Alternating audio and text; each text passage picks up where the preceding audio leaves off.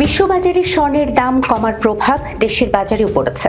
2 দফা মূল্যবান ধাতুটির দাম সমন্বয় করে 22 ক্যারেটের 1 ভরি স্বর্ণের দাম নির্ধারণ হয়েছে 2,29,373 টাকা। বাংলাদেশ জুয়েলার্স অ্যাসোসিয়েশন সবশেষ ভরিতে 5,482 টাকা কমিয়েছে। গত শনিবার সকালে এক বিজ্ঞপ্তিতে এই তথ্য জানিয়েছে বাজুস। নতুন এই দাম সেদিন সকাল 10টা থেকেই কার্যকর হয়। আজ রোববার নির্ধারিত ওই দামেই স্বর্ণ বিক্রি হবে। নতুন দাম অনুযায়ী দেশের বাজারে প্রতি ভরি 22 ক্যারেটের স্বর্ণের দাম পড়বে 2,29,373 টাকা।